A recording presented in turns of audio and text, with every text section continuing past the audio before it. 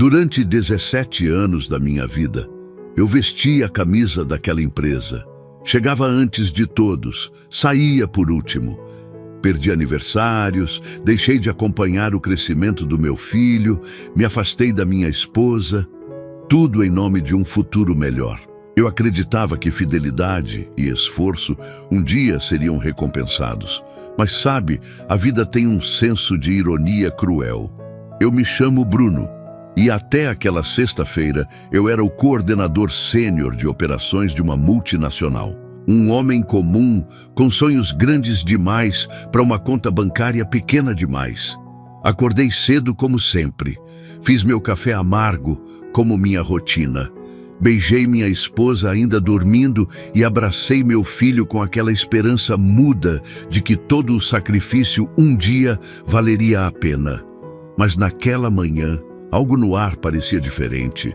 Eu sentia um nó no estômago, um pressentimento que eu tentei engolir com o café. Quando cheguei ao escritório naquela manhã, tudo parecia rotineiro. Os mesmos colegas que me cumprimentavam com acenos automáticos, as mesmas luzes frias nos corredores, o som abafado dos teclados sendo digitados. Eu passava entre as mesas como uma sombra, invisível como sempre fui, apesar dos anos de serviço prestado. Mas dentro de mim, algo não estava certo. Havia um peso no ar, um frio percorrendo minha espinha. Sentei à minha mesa e abri meu notebook como de costume. Comecei a revisar os relatórios da semana quando o som estridente do interfone quebrou o silêncio da minha concentração. A tela piscava com o ramal da recepção. Atendi. Bruno, o gerente-geral quer falar com você. Agora. Aquelas palavras ditas num tom seco e impessoal soaram como um tiro no meio do peito. Senti meu coração acelerar, mas me levantei tentando manter a compostura. Caminhei até a sala dele em passos firmes, mas por dentro eu tremia. Algo me dizia que eu não sairia dali da mesma forma que entrei. Ao abrir a porta, me deparei com uma cena que jamais vou esquecer. Senhor Gustavo Torres estava sentado atrás de uma enorme mesa de mogno polido, como um rei no seu trono particular. Ele usava um terno azul marinho impecável, o mesmo que costumava vestir quando queria impressionar os diretores da matriz. A gravata vermelha, ajustada milimetricamente, o cabelo penteado para trás com gel e um leve sorriso. Aquele maldito sorriso de quem já havia decidido o destino de alguém. E sobre a mesa repousava uma pasta preta, elegante, discreta, mas eu já sabia o que ela continha. O mais irônico, foi eu quem o ajudou a sentar naquela cadeira. Sim, eu. Fui eu quem o treinou quando ele era apenas um estagiário arrogante com mais pose do que competência. Fui eu quem o defendeu quando quase destruiu um projeto bilionário por pura inexperiência. Fui eu quem trabalhou por ele, quem apagou seus incêndios, quem ensinou o jogo corporativo que ele agora usava contra mim. E agora ele estava ali, me olhando como se fosse um estranho, como se eu não tivesse história. Me encarou com um ar superior, entrelaçando os dedos sobre a mesa, como se estivesse ensaiado para aquele momento. Bruno, disse ele com a voz calma, quase educada demais. Sente-se, por favor. Me acomodei em frente a ele, mas minha respiração já estava curta. Tentei manter o olhar firme, mas por dentro eu estava em combustão. Ele continuou. Depois de 17 anos, estamos passando por uma reestruturação de cargos. A diretoria decidiu seguir por outro caminho. Você entende, não é? Foi então que ele abriu a pasta, puxou um papel timbrado e deslizou na minha direção como quem oferece a conta no fim do jantar. Limpe sua mesa até segunda-feira e, por favor, evite constrangimentos. Queremos uma transição limpa.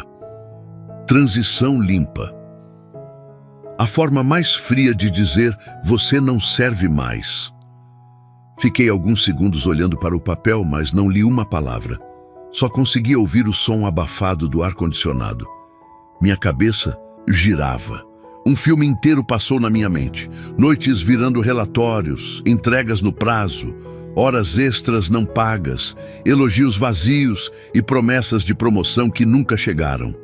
Eles me descartaram como quem troca uma lâmpada queimada. Mas, ao contrário do que ele esperava, eu não chorei. Não gritei, não me humilhei. Eu sorri. Um sorriso calmo. Aquele tipo de sorriso que nasce não da felicidade, mas da certeza de que a vida dá voltas. Claro, entendo perfeitamente, respondi com a voz firme. Me levantei, ajeitei o paletó, encarei Gustavo nos olhos e disse: segunda-feira, então, vai ser inesquecível. E saí da sala sem olhar para trás. Eles pensaram que eu estava derrotado, mas aquele foi o exato momento em que começou a parte mais divertida da minha história. Porque o que ninguém sabia era que durante os últimos 4 anos eu vinha montando algo por fora. Enquanto todos ali se embriagavam com bônus, festas de fim de ano e viagens corporativas para resorts de luxo, eu estava em casa, debruçado sobre uma ideia. Uma semente que plantei na solidão da minha sala, entre uma conta atrasada e um caderno rabiscado. Eu troquei finais de semana por planilhas. Troquei horas de sono por linhas de código, apresentações em PowerPoint, reuniões virtuais com investidores estrangeiros que só podiam falar comigo de madrugada. Acordava com os olhos pesados e a alma leve, porque eu sabia que estava construindo algo só meu. Pela primeira vez em anos, eu era o dono do meu tempo, mesmo estando preso à rotina da empresa. Minha esposa foi a única que soube. E mesmo com medo, ela acreditou em mim. Vai dar certo, ela dizia, enquanto me servia um café às 3 da manhã. Você vai sair disso maior do que entrou. O projeto cresceu. Aos poucos, passou de ideia a protótipo, de protótipo a produto. Era um sistema de integração operacional com inteligência preditiva, algo que revolucionaria a logística interna de grandes corporações. Algo que, coincidentemente, a empresa onde eu trabalhava estava desesperadamente tentando encontrar. Eles buscavam inovação no mercado, quando a inovação estava ali, dentro da sala do Bruno. Mas claro, ninguém nunca se importou em me escutar. Eu era apenas o cara confiável. Confiável o suficiente para carregar o piano, mas invisível demais para tocar a melodia. E foi exatamente isso que me deu vantagem. No mesmo dia em que fui demitido, minha startup, a BTech Solutions, assinou uma carta de intenções com um fundo norte-americano. Um investimento de 8 milhões de reais. Dinheiro que me permitiria escalar o projeto para o mercado e expandir minha equipe. E quer saber a parte mais deliciosa? A empresa onde trabalhei por 17 anos já estava em processo de licitação para adquirir uma nova plataforma. Eles estavam negociando às cegas com a minha equipe jurídica, sem sequer imaginar que o fundador do sistema era o homem que tinham acabado de dispensar. O contrato estava em análise, a negociação já avançada. Faltava apenas a reunião de segunda-feira para fechar os termos. A tal segunda-feira, aquela que o Sr. Gustavo mencionou com tanto desdém. Durante o fim de semana, eu não chorei, não desabafei com ninguém. Eu estudei cada cláusula do contrato, organizei todos os números, alinhei cada detalhe com os advogados. Fiz questão de estar à frente de tudo, não por orgulho, mas por justiça. Naquela noite de domingo, olhei meu filho dormindo. Ajeitei o cobertor sobre ele e pensei, vai valer a pena. Ele vai saber que o pai dele caiu, mas levantou como um gigante.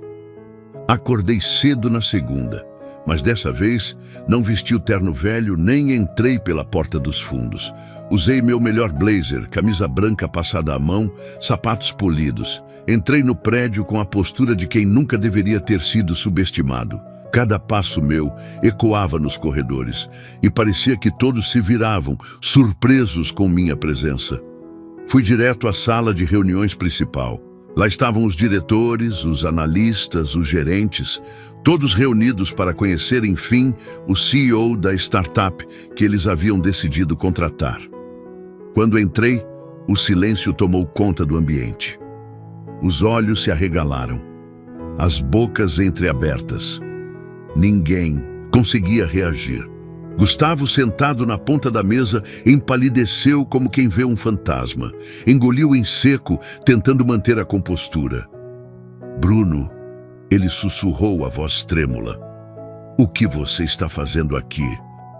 Caminhei até a cabeceira da mesa, coloquei minha pasta sobre o tampo de vidro e disse com um sorriso calmo. Bom dia, senhores. Meu nome é Bruno Silva, fundador e CEO da BTech Solutions. Vim conduzir pessoalmente a apresentação do nosso sistema. Gustavo tentou disfarçar. Lançou olhares para os demais, procurando algum tipo de apoio, mas ninguém dizia nada. Estavam atônitos. Mas você não pode, você... Ele gaguejava. Posso sim, e vou. E mais, trouxe comigo os contratos, atualizados. Mas antes de começarmos, gostaria de propor uma alteração na cláusula 5.2. Eu quero veto direto à permanência de qualquer gestor com histórico de conflito com a equipe, especialmente aqueles com histórico de abuso de poder. Todos entenderam a mensagem. Aquela cláusula era a sentença de saída de Gustavo Torres. E ninguém se opôs, porque todos sabiam que precisavam da minha plataforma. A empresa estava presa e agora dependia de mim. Assinamos os papéis no fim da reunião. Eu saí daquela sala como um homem transformado, não apenas por ter vencido, mas por ter vencido sem pisar em ninguém. Na recepção, cruzei com Gustavo. Ele carregava uma caixa de papelão nas mãos. Dentro, seus pertences, seu orgulho, seu fracasso. Nos encaramos por um segundo e eu apenas disse: segunda-feira, lembra? Eu avisei que seria inesquecível. E fui embora, de cabeça erguida, com o sol batendo no rosto e a certeza de que a justiça, às vezes, só precisa de silêncio e estratégia. Você já foi subestimado por alguém que só enxergava sua posição e não sua capacidade. Já teve que engolir palavras duras em silêncio, enquanto por dentro construía sua vingança em forma de superação? Então, essa história é para você.